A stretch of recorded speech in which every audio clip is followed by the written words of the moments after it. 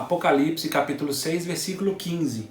Os reis da terra, os grandes, os comandantes, os ricos, os poderosos e todo escravo e todo livre se esconderam nas cavernas e nos penhascos dos montes. E disseram aos montes e aos rochedos: caí sobre nós, escondei-nos da face daquele que se assenta no trono e da ira do Cordeiro.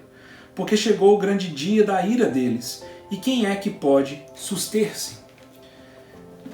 Quando nós olhamos o Evangelho e olhamos a história de Deus e a relação de Deus com a humanidade, duas coisas muito impressionantes aconteceram no passado. A primeira foi que esse mundo, liderado por Satanás, um rebelde na sua natureza, alguém que não aceita submeter-se e adorar ao Criador, ele consegue seduzir as nações e a raça humana a também, da mesma forma, não se submeterem a Deus. A segunda coisa impressionante é que esse Deus Criador, ele envia o seu Filho numa missão de salvar e proclamar salvação a essa raça caída. O homem rejeitou Deus no início e agora quando o Messias veio. E esse é o testemunho de João capítulo 1, versículo 10, por exemplo, quando o evangelista vai dizer que o Senhor estava no mundo e o mundo foi feito por intermédio dele, mas o mundo não o reconheceu. Ele veio para o que era seu, mas os seus não o receberam. Em João 15, de uma forma ainda mais assintosa e forte, o Senhor Jesus nos adverte que o mundo odiará os seus discípulos, porque antes de odiarem os seus discípulos, odeiam o próprio Senhor Jesus. Esse mundo jaz no maligno, é um sistema que está completamente corrompido e os espíritos e as potestades que governam esse mundo rejeitam qualquer coisa que aponta à santidade e à autoridade divina. O Senhor Jesus foi crucificado e o Senhor Jesus morreu no Calvário para pagar o preço pelo nosso pecado.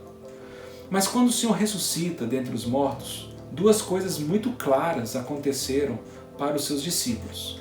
Quando nós olhamos no capítulo 2 de Atos, no discurso de Pedro ali para os israelitas ali no Pentecoste, Pedro diz assim no capítulo 2, versículo 22 de Atos: varões israelitas, atendei a estas palavras.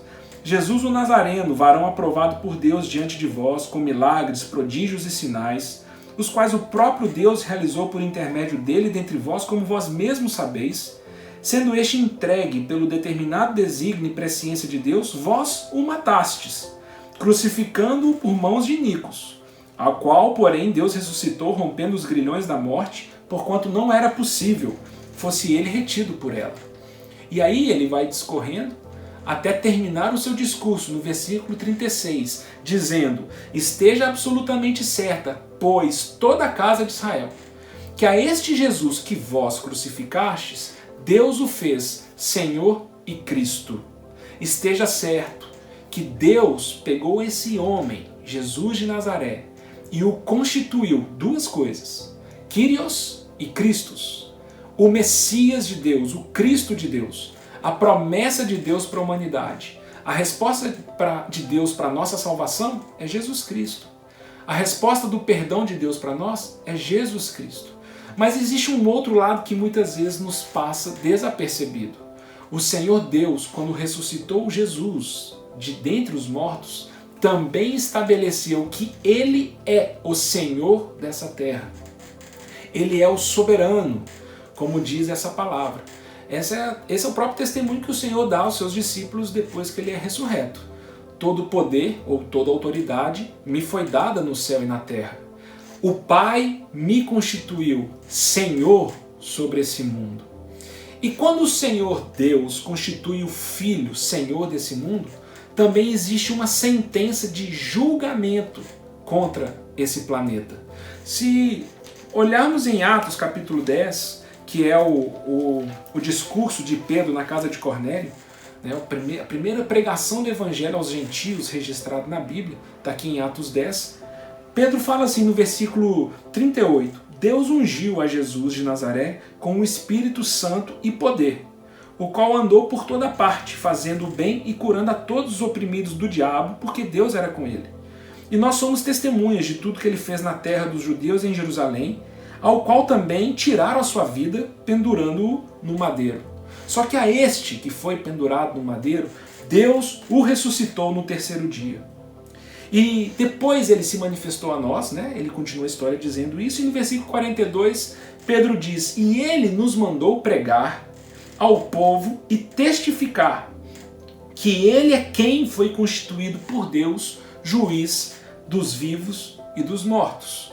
Olha que interessante, nesses 40 dias que o Senhor apareceu aos seus discípulos, depois de ressuscitar dentre os mortos, Pedro está dizendo aqui, e tem tudo a ver com o que ele já disse ali em Atos 2, é que quando o Senhor ressuscitou dos mortos, ele diz aos seus discípulos: eu venci todas as coisas, eu pertenço a um outro reino que não é igual ao reino desse mundo, vocês foram transportados para esse reino, e eu quero dizer para vocês que esse reino que jaz no maligno, esse mundo, esse sistema que nós conhecemos, será julgado por mim. Eu condenarei esse sistema, porque esse sistema rejeitou a Deus.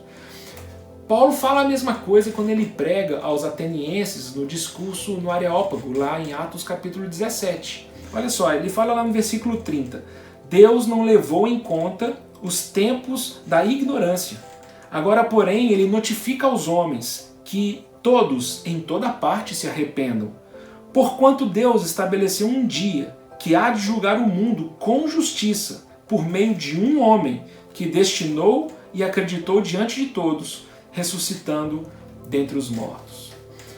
A igreja primitiva pregava isso. Jesus Cristo foi feito Messias e Senhor. Para aqueles que creem, salvação. Para aqueles que não creem, condenação.